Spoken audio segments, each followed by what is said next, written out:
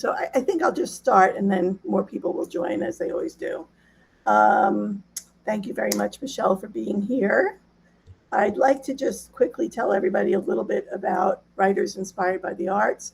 Um, this is a program that I started up in February of this year, and we launched with our first guest being Amy Liu, who is a fabulous writer and artist as well. She does beautiful photography. Um, and Jane has also been a guest on the program. So we have a broad range of people who we talk to about what other art forms you can incorporate into your writing toolkit. So I started using photography a lot as part of my writing toolkit, and through that realized that through my exchanges with people, mostly on Substack in the past year and a half, that there are a lot of people who are multi-passionate, as it is oftentimes referred to. So, you know, people who paint, people who do music, dance is another thing. Jane is an expert in communications, and she and I spoke about the intersection of writing, art, and verbal communication, for example. So there's a lot that can be explored under the framework of Writers Inspired by the Arts. And that is one thing I really wanted to do with Michelle today. So I'm just going to quickly check to make sure people aren't having trouble getting in. Did any of you guys have trouble getting in? Jeannie or Jane? Christopher? Did you have to try multiple times? We're good? Okay. As I'm starting to introduce Michelle, if you could just put your location in the chat there. I'm in New York City, so I'll just put that in there. All right, and if the rest of you could just let us know where you are so we could kind of imagine your setting. So Michelle Dowd Michelle grew up in the Angeles National Forest on top of a mountain in a cult, and wrote about that in her memoir, Forager, Field Notes for Surviving a Cult. You want to pop it up there? Oh, sure. Oh, I thought you meant on the chat. Yeah. And it's not an easy read, but it is a beautifully written tale of a challenging childhood and transition into adulthood. So please read it. Michelle has been a journalist, a teacher in many different environments, college teacher, teacher of yoga, leader of retreats, and I think you still continue to teach us a lot through your newsletter, if not your other gatherings that you've been working on lately. So Michelle and I are going to talk today about a particular question related to nature, the arts, writing, etc. But let me read something, if you don't mind, Michelle, from one of your newsletters, Make Art Before You Scroll. Oh. Yeah. So you say, I used to walk past plants without noticing. Now I do my best to greet as many as I can by name. That shift doesn't happen at all once. It happened over years by slowing down, paying attention, by letting beauty interrupt me. Like living like an artist for me is about that kind of attention. It's not about being productive or profound. It's about staying close to what's alive. And I know that, you know, things continue to evolve in all of our lives, and maybe that strict interpretation of that may have changed slightly, since you wrote it in like 2025, I think. But I think it says enough about living life as an artist and about staying close to what's alive, which you've been focusing on in your writing lately. So let's talk about nature and how it influences your work on a regular basis. And, you know, the big question I have is when I read your work now, because of the way you pose it, is nature an art form? I think nature is the art form, the original art form. You know, that I think that everything we create comes from nature. I mean, literally all the materials we use comes from nature originally. We may alchemize it into something else, but before we even consider it raw materials. But nature is absolutely creative. I have been astounded by how much I've learned from nature when I just pay attention to how abundant nature is. I mean, this year here, I'm in the San Bernardino Mountains right now, and we had a bumper crop of acorns. So that happens not on a regular cycle, but sometimes every 30 years, sometimes less. It is insane how many acorns there are just littered on the earth that have been there since the fall, like all the way through the summer. And even though the animals are eating them, the birds, everything, there's still abundance. How many of those will grow into trees? Maybe 1 in 500,000 of them. I mean, it's so few will ever fully make it into a tree that will produce more acorns. And the diversity in nature, so there's abundance, there's diversity, there is color, astounding color in nature. If you pay attention to the different gradations, the deeper you go into nature, the more color you're going to find. Closer to the city with light pollution and with animals feeding off of suburban and city waste, then there's less incentive for the flowers to be attractive to attract the animals eating the seeds to disperse. I don't know why my color keeps going off, but in any case, I absolutely think nature is an inspiration and is the original art form, the original artist. I also think, and I want to mention the whole question about staying alive and being an artist and the creation as part of our aliveness particularly comes into play in the bigger discussion, which we're not going to get in depth in today. We probably won't even talk about it all. But the whole thing about what the difference is between AI and being human, you know, like with what can the intelligence of an artificial entity or system, what can it do versus what a human does? And there's no question that AI can, quote, can move faster in the thought process than we can, right? But what is it to be human? What does it mean to be alive? And I think the connection that nature forms illustrates what that means to be alive. So it's not a linear connection like you get on a computer with an artificial system. It is a diverse and really complicated structure of connectedness. Whether we're talking about mycelium, you know, we're talking about the roots that connect under the earth, the ways that plants communicate with each other is really, really challenging for us to even understand because a lot of that is unknown space, it's dark space.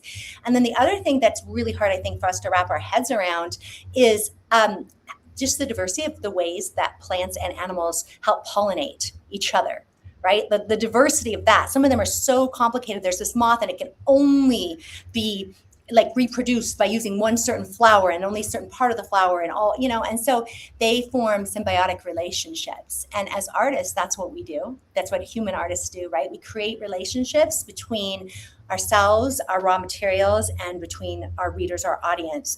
And that relationship between our audience and artist is a conversation that is often unheard. Like the artist doesn't hear the conversation, but it's still taking place, very much like the network that takes place underground in a forest. Do you mean like the relationship between the reader and the author? Yeah, or the audience. Like if you go watch a film, you're having a conversation, you're having an interpretation, you're just bringing up all these things. The people in the film, the director, you know, the lighting artist, all that, but also the actors, they don't know who you are, right? They don't know your story, but you are still you are responding to what their work is and you're telling other people, and it changes the work that gets produced and it changes the way that work lives in real time. Art doesn't stay stagnant. Like when we look at the Mona Lisa, we are not looking at whatever Da Vinci conceived of, like whatever he thought at the time. We look for who we are now. And that conversation continues over centuries. Right. So what that makes me think of is the idea that sometimes what you write is not necessarily what the audience reads. I think it never is. They're interpreting it. It never is. Yeah. Mm-hmm. Yeah. And I think that's not only okay, I think that's the purpose. The purpose is to leave enough space to bring up something in such a way that different people come to it with a different perspective than the one we intended. Yeah. Yeah. In the piece that I just read from, you talk about, not worrying about producing or how productive you can be as an artist. Can you talk about that a little bit vis-a-vis the kind of life that, you advocate these days? So I think for me, it's a little bit of a catch-22 because I do want to produce as an artist, but I think living as an artist isn't about production. So to live as an artist means every single day I'm curious about something that I don't have any understanding of. I put myself in the way of humility, put myself into situations that I don't understand. That is part of living as an artist. When you produce, you have to have some hold on the material. You have to have some containment, right? You're framing it, you're doing all that. Sure, you could be drafting, but living as an artist is constantly being uncertain. It's living in the unknown, asking the questions, living in the mystery. I try every single day to intentionally put myself there and then to see where that takes me. Now, I also have a very disciplined practice of a couple different things, but one of them is writing, and I have a book that's about to go on the market, and another book this is all very complicated, but I have a novel coming out. And one of the things, well, my agent is actually, when I say coming out, we are about to go to market with the publishers. So it hasn't been picked up yet. We haven't shown it to anyone yet, but the novel's complete. And I spent a lot of time working on it. I mean, it's hundreds of thousands of words. And then I was whittling it down to something smaller, and it has a prequel and a sequel and all that. And in the process of writing that, I had to sit down and be very disciplined for at least an hour a day, sometimes obviously much more, but every day I would show up for it. But then the day is longer than that. And my ability to stay imaginative comes from how I live the rest of my life, not the time that I'm disciplined to sit down and create. And we can create in the kitchen. We can create, like I'm, playing with guitar. I play with visual arts. I play with all these things. None of that is about producing. All of it is about staying curious. And then when I'm producing something, I'm reminding myself that the curiosity needs to get fed into the work so that I never come across as a person who knows what she's talking about or is telling other people the way it is. I'm always inviting people into their own curiosity. And I can say, just on the given day that I write it, this is what I'm asking myself. And then it translates even into a story, right? Like this is where the story is right now, but it's not the definitive end to that story. Any story that we enter, whether it's a novel or if it's a memoir, we're only entering a portion of it. You can have a whole book that takes place in one day, right? But there's all the backstory, there's all the things that are projected into the future. And all of those are constantly like flowing like waves, or you can think about ripples in the river, like the butterfly effect. But like all of it is changed by the participation of an audience. Beautiful. I'm so excited about the book. Thank you. I'm sure it will be picked up within good time. Yeah. Thanks. Yeah. So I'm wondering, talking about my use of photographs, I don't take the photographs for beauty's purpose anymore. I take them to document my journey, and a lot of times a piece will be inspired by a photograph, but not be about the photograph. It's what the connection that I make either at the moment I take the photograph or when I come back to it. I see some meaning in it that I hadn't seen before, but I was inspired to take it. And maybe I took it because it was beautiful, but then it took on some other meaning. Does that kind of line up with what you're Yeah. talking? Yeah. Yeah. And then that conversation continues, right? It continues inside of you, but also in the conversations that other people are having with each other that don't even involve you. Yeah. Yeah. Um, okay. Do you have any creative practices that you would want to share with people today that kind of weave in either like being in nature or playing the guitar or taking you take beautiful photographs. Thank you. That is a complete amateur, but I take what I see, right, when I can. And a lot of my photographs, most of my photographs are taken on my phone. But the thing is, I no longer like to walk at all in nature with my phone. And so sometimes I am borrowing cameras. I don't have a really great camera myself, but my practice is not about photography because I know you have that covered. I want to say that I think a really interesting art practice, and I do think it's an art practice because we're so connected to nature, um, is to have a relationship with something that is growing wild in your community. And that can be in a park, it can be in your yard, it can be depending on where you live. If you're in an apartment complex, it can be inside or outside of your complex, but somewhere that's within walking distance of your house that you can see regularly on your commute, if you bike to work, like whatever, if you work from home, what do you, and create the relationship. And so by a relationship, I mean that you are listening as much as you are talking, if not more. And if that wild thing is producing something edible, which I encourage people to find. And I'm going to just pop out here the Seek app, SEEK. It's free. You can download it on your phone and it will identify. You should still have experience with a plant before you start eating it. But there's some plants that are very common, like dandelions, that you can eat. But to begin to have a relationship also with what the earth is giving you and creating the relationship responsibly between consuming things that are wild and loving things that are wild. So you don't eat the whole plant, you eat a part of the plant, right? And the plant keeps living. Just like we give parts of ourselves to other people, we give our time, we give our energy, we give our wisdom, we give our vulnerability, and it doesn't destroy us, right? As long as we keep replenishing ourselves. And the same thing with plants. They can afford to give us nourishment and still thrive. And there's Braiding Sweetgrass as a wonderful book that, discusses that in depth. But I really strongly recommend it as an art practice to form a relationship with plants in your community, preferably edible if you can take the time to find out which ones those are, and maybe even just one plant that you go back to regularly and you notice the difference. Like, hey, how are you doing today? Like, you can look at the plant and see how they're doing. And if you're in a position, like if you're in a drought season, it's the middle of the summer, you can offer some water to that plant, like you would offer water to someone who broke down on their bike and they don't have a bottle of water, right? You're like, hey, do you need some water, dude? Like you give them something, right? You can give water to a plant, and you're supporting the nourishment of that creature in your community. So I think that when we do that, we can we'll just pay attention to diversity and abundance in an entirely different way.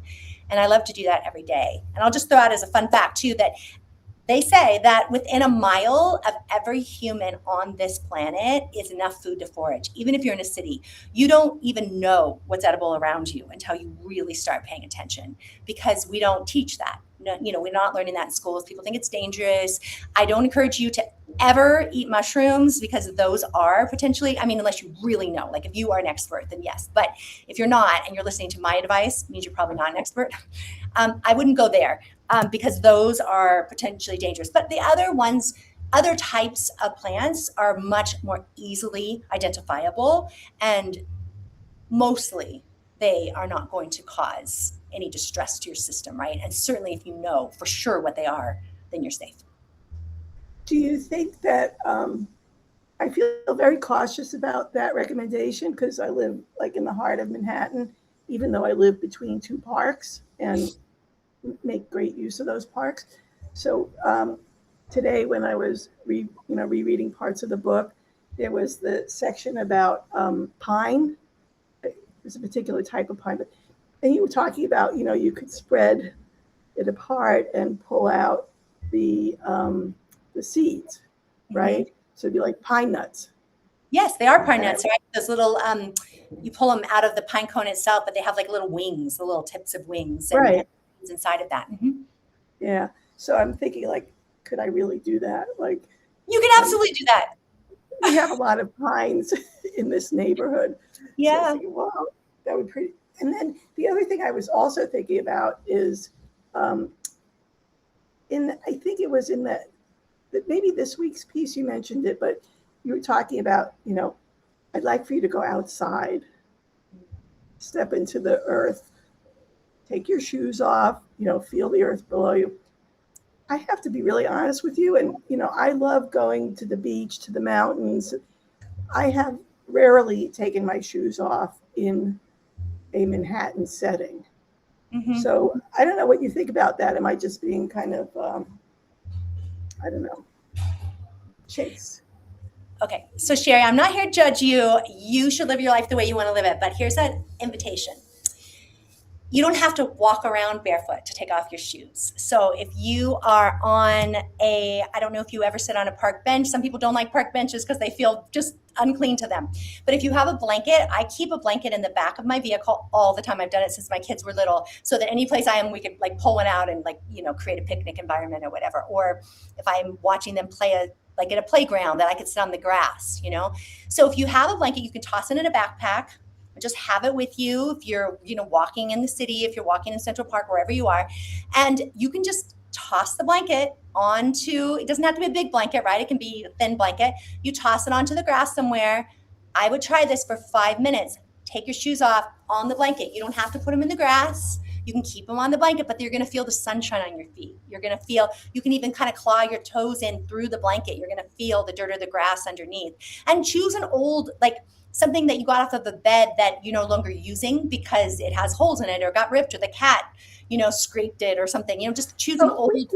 We have blankets that we bring to picnic. Okay, yeah. So you just bring that and you don't worry about keeping it clean. You just throw it on the ground and then you sit on it. And I think that when you do that, and then I think invariably you're invited to lie down, right? Like the blanket sort of invites you into that space. You lie down, you look up, and some days you'll have clear sky, but the clouds sometimes, the formation in and of itself is gorgeous. And sometimes, not always, but you might just feel like spreading out your arms, and if you do that, your fingers may end up touching the earth in some capacity. It doesn't have to be your feet. And you may just feel a stick. You may feel a pine needle. You may feel the grass. And I mean, that is more clean in most situations, not always. Sometimes there's pesticides. It depends on where it is. But they're also putting pesticides on the food that they're growing that you're eating in the grocery store. Let's be reasonable about that. You can take things home and wash them, right, from the store. But you can also do that in nature. If you feel that it's not a safe environment, bring it home. Double check with somebody about what it is, and then run it under the faucet. Soap it off if you need to. Like whatever you need to do to feel cleaner about it. But you are just creating a very gentle relationship. So think about that your closest friends. You didn't become close to someone the first time you met them. Sometimes you're drawn to someone, but that still didn't form the relationship. It happens through repeated contact. And so our first time that we expose ourselves, it feels really vulnerable and sometimes icky because, you just feel you almost feel threatened by it. And my invitation is to try it and do it again. Yeah. And I definitely have done things similar. It's just, as I was, reading that passage, I was thinking, I really want to do what Michelle's suggesting, and I'm thinking, walk out onto Riverside Drive, because we have these huge lawns, and then you go down into the park, and it's incredible down there. And I have, lay down on picnic blankets with my girls, with the dogs, etc. I even do it right up here. But yeah, the idea of barefoot. So barefoot on a blanket is not a bad idea. That's a great way to start. I love being barefoot. So I've taught yoga in the park and people are on mats, but sometimes we step off the mat. I teach at some colleges where I'm teaching for, like parent day or family day or things like that. And I tell people, if you want to try to step on this grass, because sometimes people feel a little more comfortable on college grounds, try stepping off your mat. And invariably people do. And they're like, oh, wow, it feels so different to be on this earth, And so don't do it until you feel called to do it. And if you never do, that's okay. Your relationship with the earth is going to be different than mine. We're all allowed to have different relationships, right? Right. And getting back to your recommendation, to get outside and connect with, you know, a particular tree or, the same thing over a period of time, um, that opens you up to your creative self better than many things, can, like a class that you might take in the community or college or whatever, right? And Yeah. this is what I think you're talking about. I mean, I understand that you are advocating the connection with nature in and of itself, for your health, for the benefit of nature, to form that connection. But it also has a positive impact on the creativity that many people can tap into for their writing. Is that correct? Absolutely. Just for an example, because you're talking about trees, if you set a blanket under a tree at a park or anywhere in nature, if you lie down and you look up through the trees, right, you're going to see light and shadow, chiaroscuro. You can see those like sort of shadow patterns. You can see maybe color of the different gradations of green, or maybe the tree is in its autumn season and there's different kind of colors in there, or maybe it's flowering in the spring. There's so many different colors. And then you're going to see the sky, you're going to see the blue, and you're going to see the different gradations of sunshine as it goes through with the colors. And then also the cloud formations. All of that is so creative, and it's so inspiring to see that all of that exists outside of your control. And then when all that's happening, it is entering you.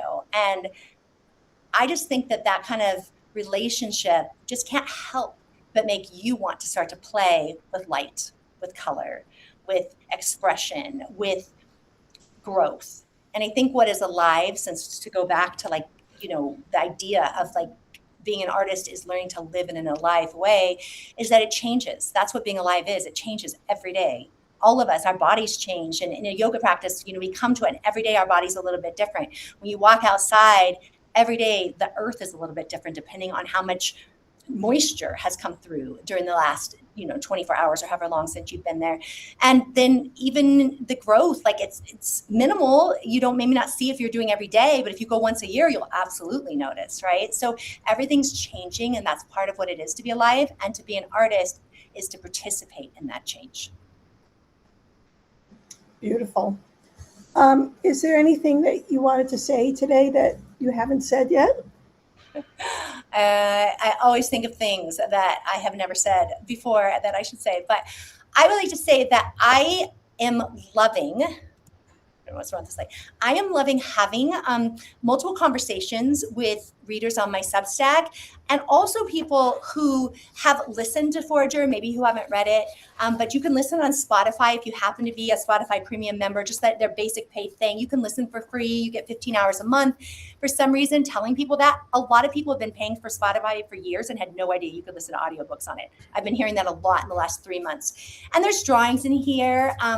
And I think the drawings are beautiful in and of themselves, but they might help you recognize some plants in your region. And I love that you brought up the pine nuts, because I think that is one of the safer things to eat, because it's so identifiable. We've had pine nuts on pizza, or we've had it on a salad or something. And if you haven't, please go buy some pine nuts so you know what you're doing.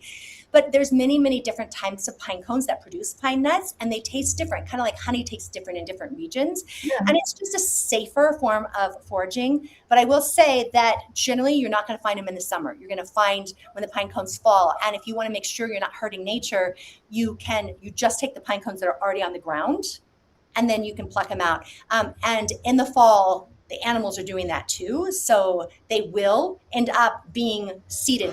Like if you're like, oh, this doesn't have any seeds, that's probably because an animal has already come and plucked them out.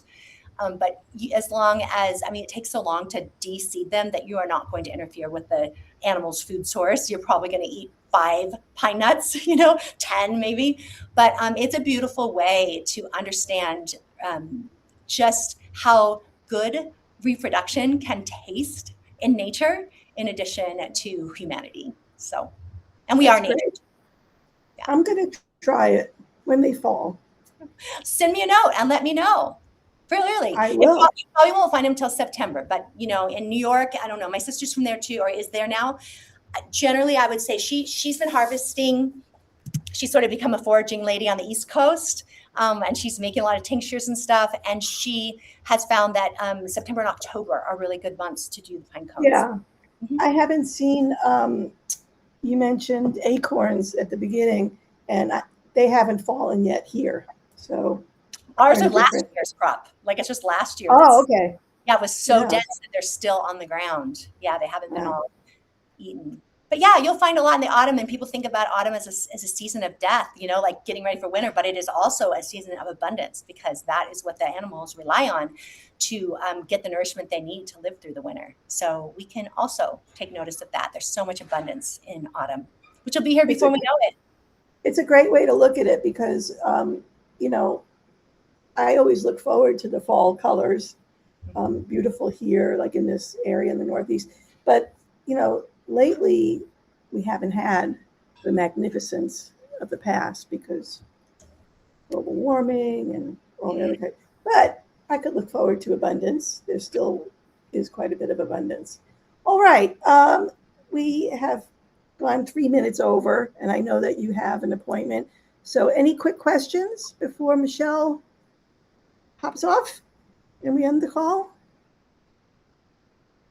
Well, thank you all. Feel free to pop over on my Substack, and if you write me, I will send you a note back. So it's always nice to hear the conversations that take place around each of our work, all of our work. Thank you for joining today. I love speaking with you, and thank you everybody for joining.